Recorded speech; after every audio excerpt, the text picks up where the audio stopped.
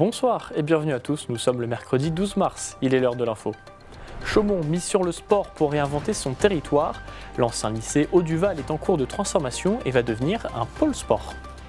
Des élèves de CM2 se sont rendus à l'Historial de Saint-Dizier dans le cadre du passeport du civisme.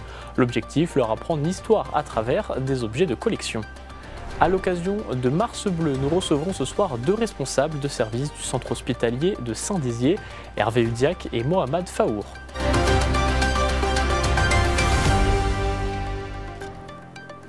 5 jours après l'incendie d'un immeuble d'habitation au centre-ville de Commercy, nous avons appris aujourd'hui que le locataire de l'appartement qui était en état d'urgence est décédé, d'après les informations de nos confrères de l'Est républicain. Pour rappel, l'homme d'une trentaine d'années avait été secouru par les pompiers. Il était grièvement blessé et en arrêt cardio-respiratoire. Il avait été réanimé avant d'être héliporté à l'hôpital de Reims. À Chaumont, l'ancien lycée Haut-du-Val, devenu une friche industrielle depuis 2020, entame sa nouvelle vie grâce au soutien de la région avec les fonds friches. Ce site laissé à l'abandon se transforme en pôle sportif destiné à dynamiser le territoire. Un projet qui permet à la ville de réhabiliter ses friches et de développer des infrastructures sportives. Les détails de ce projet avec Célia Richard. Ce bâtiment, plus connu comme le lycée Haut-du-Val, est considéré comme une friche depuis 2020. Occupé des années 70 jusqu'en 2019, il fait aujourd'hui peau neuve afin de devenir un site sportif. Cette réhabilitation s'intègre dans le PPI Sport, le plan pluriannuel d'investissement lancé par la ville de Chaumont en 2023. Il nous semble, dans ce quartier, qui est un quartier jeune, proche de Palestra, proche aussi de locaux qu'on a mis à disposition du CVB 52, de faire un pôle sport ici, c'était important. Donc les premiers travaux vont concerner le boulodrome. Dans ce bâtiment sera aussi installée la boxe, puisque Victor Hugo, le bâtiment n'est plus adéquat, le Kwaïtando et puis d'autres sports de combat qui seront sur ce site. Mettre en avant et rénover le patrimoine bâti, c'est la mission que la région Grand Est s'est donnée. Avec la mise en place du dispositif de soutien à la résorption des friches et des verrues paysagères, la région accompagne les collectivités et les acteurs locaux dans la transformation de plusieurs sites désaffectés sur le territoire. On se donne les moyens d'agir à l'échelle des collectivités locales, donc on les accompagne. Donc financièrement, ici, on est en capacité de mettre 200 000 €, le maximum du fonds friche sur les dispositifs, et ce qui permet de préserver notamment le foncier agricole. Ce dispositif s'inscrit dans la volonté de redonner à la région de l'attractivité et de la compétitivité en consommant moins et mieux l'espace. Ce programme s'appuie sur deux schémas, le SRADET qui vise à définir les orientations en matière d'aménagement du territoire et le CRDEI qui a pour but de définir les priorités en matière de développement économique. C'est un bel exemple, ce site de reconversion. On est en ville, on a un bâti existant qui a une cinquantaine d'années, mais qui n'est pas au bout de sa vie, j'ai envie de dire, du moins pour son squelette, pour sa structure. Évidemment, il faut reprendre tout l'intérieur, les abords, les fonctionnalités, et puis l'adapter aux usages aujourd'hui. Il y a un potentiel sur lequel on était un petit peu dédaigneux pendant les années, parce qu'on justement le qualifiait de verrue ou de friche, et on avait tendance à aller au plus facile, à utiliser des terres agricoles et de recommencer avec une page blanche. L'ancien lycée ne sera pas la seule infrastructure à subir des travaux dans les prochaines années. Le PPI Sport, c'est 20 millions d'euros prévus sur 10 ans. Donc l'année 2025 est l'année où on démarre le PPI Sport, puisque le PPI Sport en 2025, c'est aussi l'éclairage du stade Flamion et c'est aussi à Marcel-Aubry des travaux pour des cours extérieurs et pour la réfection de la toiture du cours intérieur de tennis. Chaumont possède près de 450 associations, dont 120 qui proposent des activités sportives. Elle est également détentrice du label Ville active et sportive, ce qui place le sport au centre des actions de réhabilitation. La ville dispose de 4 fois plus d'infrastructures sportives que les villes de plus de 20 000 habitants, mais certaines vieillissent. Le PPI permettra de moderniser les équipements et de permettre aux associations de pratiquer dans de bonnes conditions. À noter que la mairie de Chaumont espère une inauguration pour le mois de juin prochain. C'est une nouvelle avancée pour le partenariat foncier entre Saint-Dizier et Aubervilliers en Seine-Saint-Denis. 10 mois après la signature de leur accord, les deux villes et Grand Paris Aménagement ont choisi le promoteur du projet, le groupe Pichet, accompagné du cabinet Advento. Ensemble, ils construiront 93 logements à Aubervilliers et 56 à Saint-Dizier. Particularité, les travaux ne débuteront à Aubervilliers qu'une fois ceux de Saint-Dizier lancés. L'objectif est de dynamiser l'investissement dans les villes moyennes. Un budget de 750 000 € est prévu pour aménager la voirie de Saint-Dizier, tandis que le projet s'étend aussi aux échanges culturels et sportifs. Le dépôt des permis est prévu pour cette année, le lancement des travaux pour 2026 et la livraison pour 2027. Toujours à Saint-Dizier, il y a presque une semaine, vendredi dernier, 7 mars, l'association des Amis de l'Historial ont reçu des élèves de CM2 de l'école élémentaire Langevin-Vallon. Une visite d'1h30 durant laquelle les membres de l'association ont répondu aux questions des écoliers et leur ont raconté l'histoire des différentes guerres françaises à travers des objets de collection. Regardez. Drapeaux, maquettes et pièces de collection. L'Historial de Saint-Dizier a accueilli ce vendredi 7 mars une classe de CM2 dans le cadre du passeport du civisme. Cette opération vise à éduquer les élèves à la citoyenneté et à la responsabilité civique. Le passeport du civisme, c'est initier les jeunes à ce qu'était notre histoire. Donc c'est notre rôle à nous.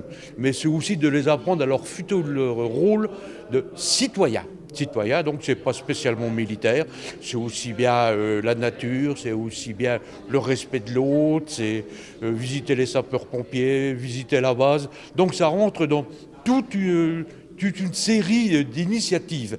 Le passeport du civisme permet la transmission du souvenir et du devoir de mémoire, une initiative importante pour ces écoliers dont le lien générationnel avec la guerre est de plus en plus lointain.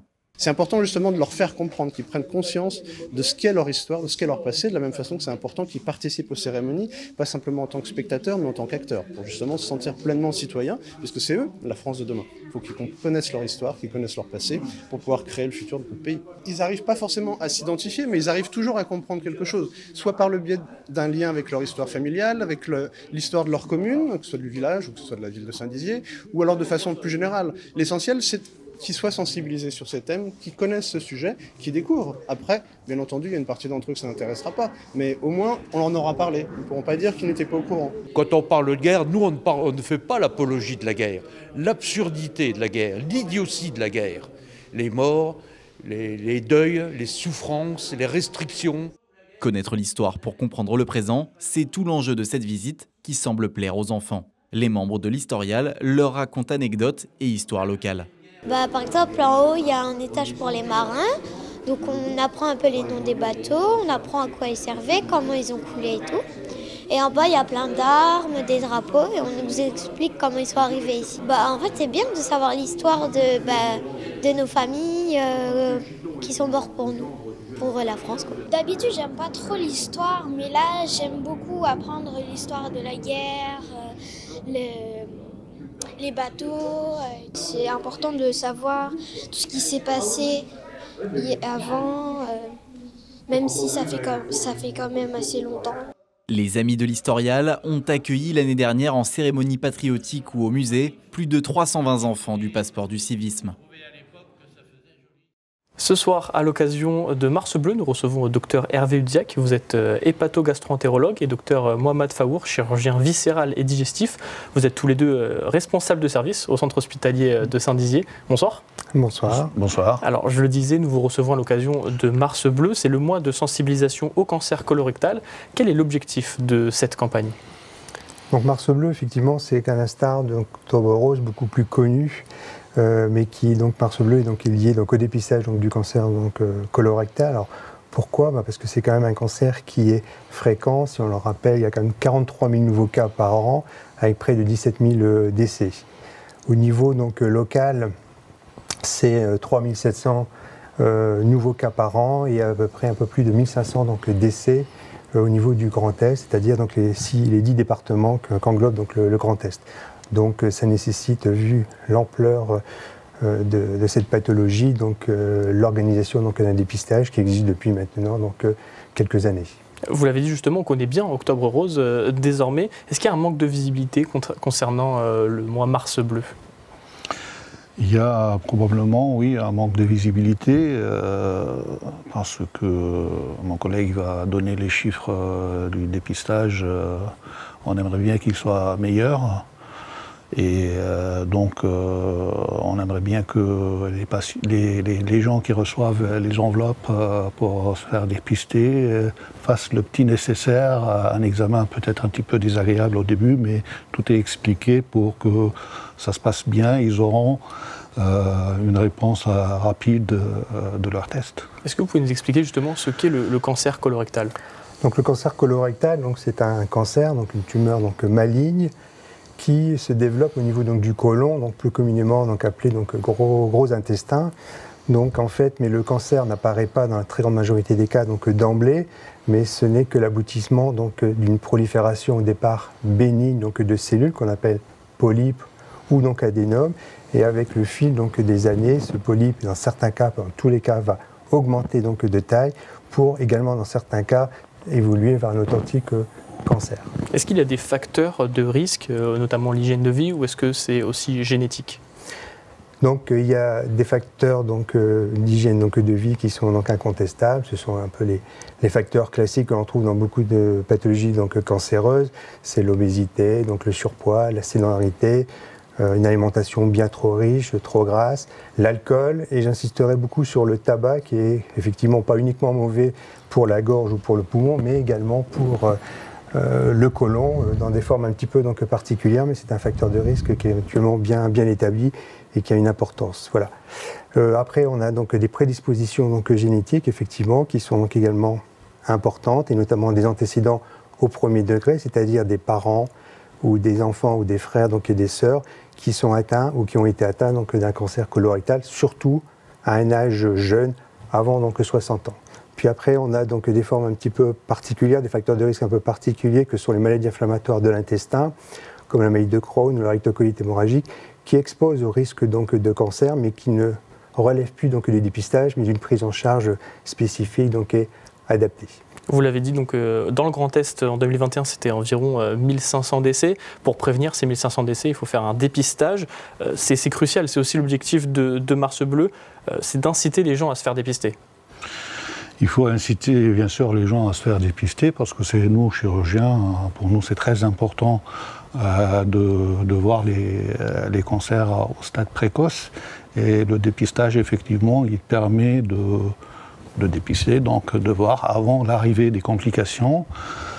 Parce qu'il faut savoir que durant les 30 dernières années, il y a eu beaucoup de progrès au niveau de la survie après avoir un cancer du côlon ou du rectum, et des progrès au niveau de la mortalité opératoire. La mortalité opératoire a beaucoup chuté, de 13 à 1%, et quand le cancer est dépisté au stade des complications, cette mortalité est multipliée par 3, d'où l'importance de se faire dépister plus tôt. Donc se faire dépister plus tôt, dans le Grand Est, c'est environ 40% de participation.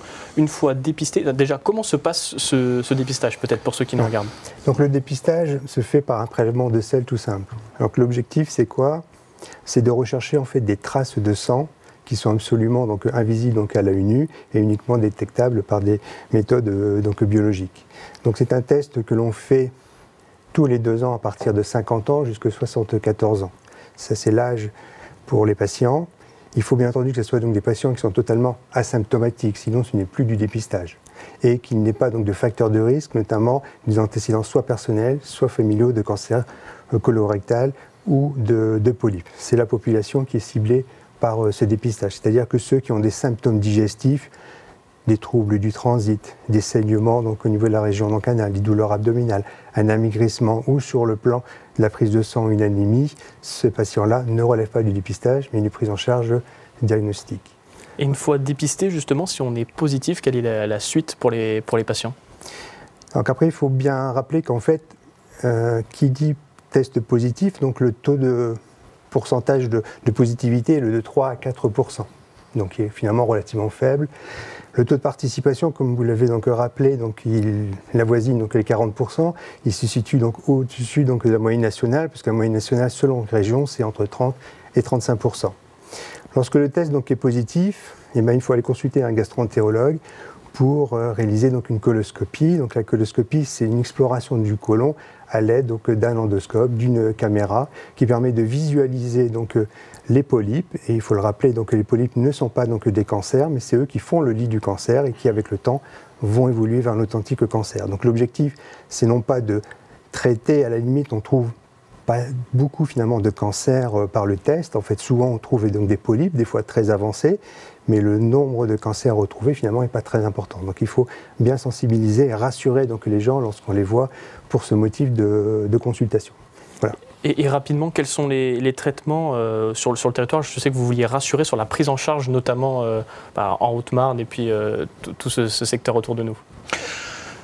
Le dépistage vise à détecter les 50 personnes porteurs de cancer qui sont asymptomatiques, c'est-à-dire qui n'ont aucun signe, parmi 10 000 patients de plus de 50 ans. Donc, une fois que le cancer est détecté, et il est évalué, et on sait que peut-être il va vers un traitement chirurgical, il y a une batterie d'examens que le patient va subir, scanner, IRM, échographie, endorectale ou autre, qui visent à évaluer l'étendue, et tout ça sera discuté dans ce qu'on appelle les RCP, des réunions de concertation pluridisciplinaires qui regroupent plusieurs spécialistes. Donc nous, on voudrait dire aux gens que s'il y a une suspicion d'un cancer, ici, à l'hôpital de Saint-Dizier, votre cas va être discuté au plus haut niveau. Vous voyez, même au niveau régional, parce que c'était RCP qui s'effectue à Reims, le dossier il est discuté là-bas et la stratégie médico-chirurgicale est mise en place. Très bien, le message est passé. Pour Mars Bleu, il y aura donc différentes actions de sensibilisation, que ce soit en Haute-Marne, en Meuse, mais aussi sur le secteur de Vitry, en Marne, et une conférence notamment le 25 mars prochain. Merci à tous les deux d'être venus sur notre plateau. Merci à vous. Merci à vous et bravo pour votre travail. C'est la fin de votre journal. Merci de nous avoir suivis. Tout de suite, la météo et l'information continuent sur Puissance Télévision. Excellente soirée et à demain.